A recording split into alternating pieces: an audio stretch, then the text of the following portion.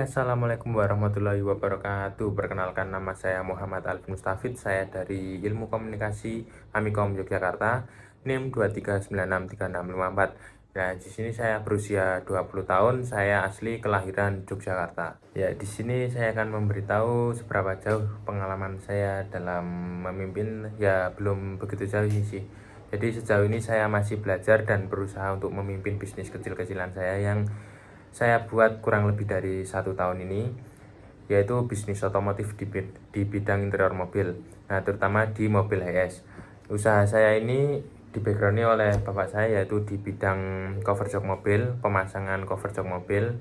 Nah, di sini adalah salah satu peluang saya untuk mengembangkan bisnis modifikasi interior mobil, terutama di bagian audionya nih guys. Ya, jadi nama usaha saya yaitu Alvin Audio, yang dimana saya menawarkan pemasangan audio sistem dan custom interior mobil. Alamat bengkel saya yang ada di Jalan Kejayaan, depan pom bensin Kejayaan, Yogyakarta.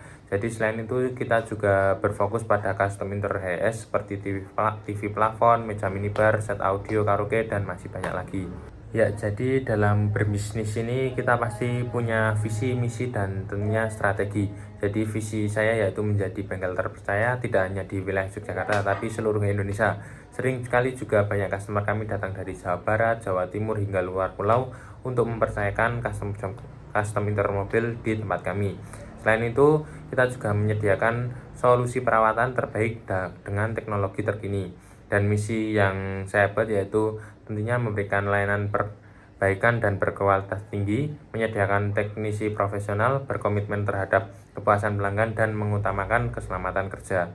Ya, jadi untuk strategi ini ada dua tipe, yaitu internal dan eksternal. Yang pertama ini dalam konteks internal, tentunya tentang meningkatkan kualitas seperti tim kami dengan memilih salah satu orang yang berpengalaman untuk dijadikan sebagai kepala tim di pemasangan dan memberikan fasilitas kepada tim kami agar mereka merasa nyaman kerja di sini. Selain itu, soal pelatihan dalam pelayanan penerimaan tamu agar mendapatkan kesan ramah di bengkel kami, seperti itu guys. Dan untuk strategi eksternalnya yaitu pemasaran atau promosi, karena tanpa adanya, jika internal dan eksternal tidak seimbang, itu sama aja tidak akan memberikan hasil yang maksimal. Contohnya seperti kita sudah membuat tim, membangun tim yang bagus, tapi kita tidak menguatkan promosi, jadi kan sama aja, untuk pemasukan kurang, hanya tim kita aja yang bagus. Jadi begitupun juga sebaliknya ya guys ya.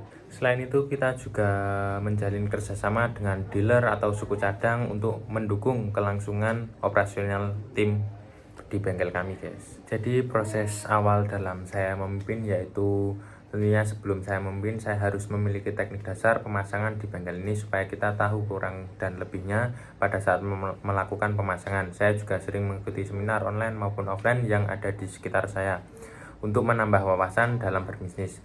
Dan yang terpenting, kita harus berani untuk mengambil langkah yang sudah kita yakini dan kita perhitungkan. Nah, kita juga perlu tuh seperti komunikasi kepada anggota tim kita, yaitu kalau saya dengan menyampaikan visi secara konsisten dalam kegiatan sehari-hari dan menjadikan pedoman, selalu memberikan evaluasi untuk memberikan ide dan masukan bersama. Dan tentunya pada saat berbisnis itu pasti kita ada masalah internal atau eksternal, itu pasti ada, dan cara menghadapi masalahnya tersebut yaitu dengan cara mengidentifikasi akar masalah, komunikasi secara terbuka, tingkatkan koordinasi, dan berikan pelatihan, dan lakukan evaluasi berkala.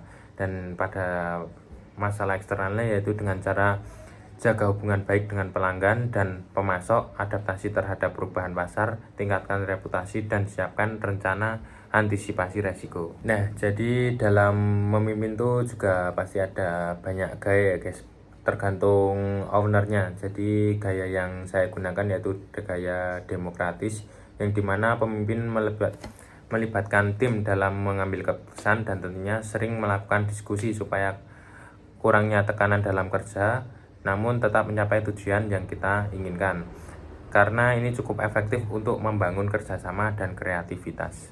Nah, pasti untuk pemimpin itu kita harus berani mengambil keputusan, mengambil resiko. Nah, dalam mengambil keputusan ini tentunya saya harus melihat situasi dan kondisi yang ada dalam dan mempertimbangkan keuntungan dan risiko yang kita dapat.